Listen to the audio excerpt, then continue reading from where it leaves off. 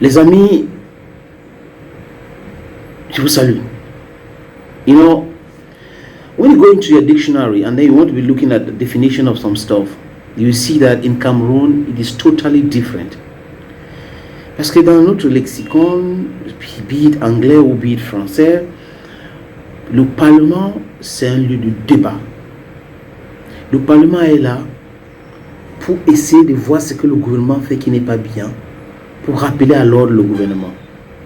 Mais chez nous, le Parlement, c'est à quoi? J'ai dit, il fait partie des gens qui pensent qu'il faut fermer le Sénat. Quelqu'un peut nous expliquer à quoi ça sert, le Sénat, jusqu'à présent?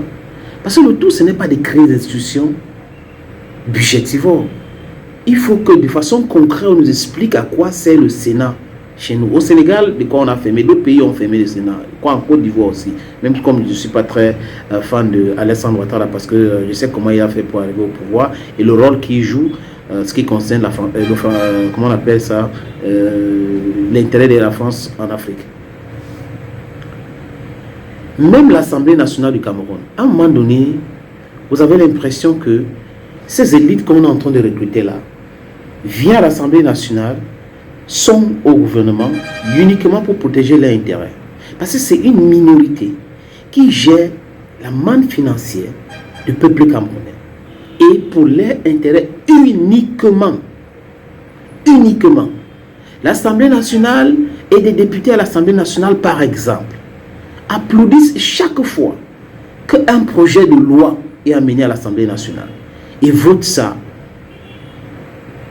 Parce que ça ne les concerne pas. Ça touche le peuple. Ils ont leur salaire, ils ont leurs privilèges, ils ont l'argent des micro-projets qu'on a logé maintenant à l'Assemblée nationale, alors que c'était au ministère des Finances. Ils sont entrés dans les débats où ils étaient très fâchés. Ils se sont même opposés quand on a dit qu'on va diminuer leur salaire. Voyez-vous que l'Assemblée nationale ou les députés au Cameroun sont là pour leur intérêt. On peut trouver quelques députés qui essayent de faire quelque chose, de faire bouger, mais la grande majorité est là pour pérenniser le système parce qu'ils profitent de ce système-là. Ils profitent de ce système-là. Regardez, on est en train d'augmenter tout, les impôts et tout. On n'a pas vu les parlementaires sortir sur les chaînes de télévision, organiser les conférences de presse, parce que ce sont les députés de la nation. Ils ont le droit de s'opposer, même dans les médias, ils peuvent le faire. Rien ne les empêche. Si quelque chose les empêche, c'est parce qu'ils ont peur ou ils ont été cooptés pour être députés. Parfois, même on sait comment ça se passe avec ce qu'on appelle démocratie chez nous. Ou élection. Disons, parlons d'élection chez nous. Voyez-vous? Et ils se trouvent là-bas par infraction. Du coup, ils sont là pour protéger l'intérêt de celui qui a tout fait pour qu'il arrive à être député à l'Assemblée nationale. Et comme il est député de l'Assemblée nationale, il ne peut pas s'opposer. On est dans un pays où le ministre malmène les députés. Les ministres malmènent les députés. Les ministres sont tout puissants par rapport à un député qui est élu. Ils ne sont pas respectés parce qu'ils ne se font pas respecter. Comment quelqu'un peut passer son temps à l'Assemblée nationale à applaudir les projets de loi? Il n'arrive pas à nous proposer des lois. Où sont les propositions de loi? Pourquoi est-ce que ça n'arrive pas chez nous? Pourquoi est-ce que ça n'arrive pas à l'Assemblée nationale? Si on trouve qu'on peut développer le pays et tout peut passer comme ça, comme une lettre à la poste, mais on fait l'Assemblée nationale. On prend l'argent de l'Assemblée nationale, on nous dit, ok, pendant 5 ans, nous allons utiliser cet argent pour développer cette part de l'économie. Ça va aider beaucoup de personnes. La santé, l'éducation, ça peut les aider, non? Ça devait être quelque chose de formidable de regarder l'Assemblée nationale comme ça se passe ailleurs. Des gens qui ont à cœur l'intérêt du peuple, à cœur l'intérêt de ceux qui souffrent, à cœur de ceux qui les ont votés s'il y a vraiment eu vote.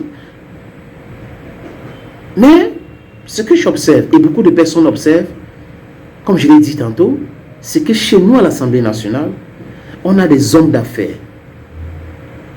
On a des gens là-bas qui viennent prendre l'immunité parlementaire pour gérer leurs affaires, pour faire signer des business, souvent des gré à gré.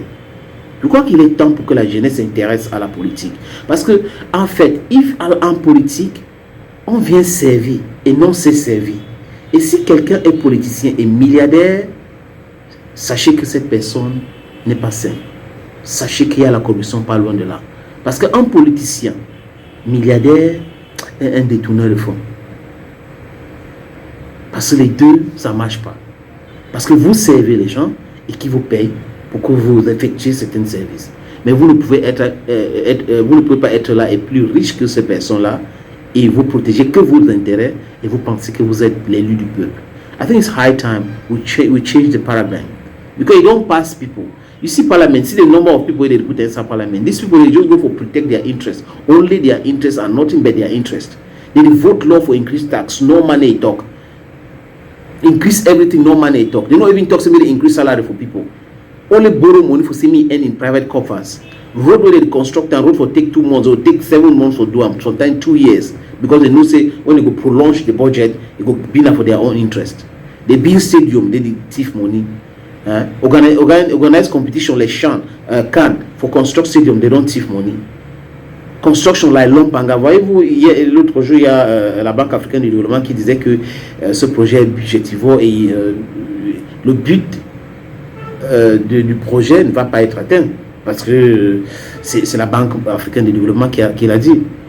Donc, voilà, il y a un réel problème. Pour moi, je pense qu'il faut fermer les assemblées là, Upper House and Downer House, et utiliser cet argent-là pour développer quelque chose dans ce pays. Parce que si le gouvernement passe avec les projets de loi, ça passe, pas d'opposition, pas de modification, rien, ça passe, on applaudit tous les jours, ça veut dire qu'il y a un problème. On ne peut pas rester comme ça des années à années et assister à de telles mascarades. Les amis, à très bientôt sur cette chaîne. Si vous pouvez, abonnez-vous davantage, partagez cette vidéo, c'est très important. The video needs to go and reach to the quarters that be, so that they get the message through, that they were not longer the dormant, the sleeping time. We are up and we are telling them what we have in our minds. Thank you for watching.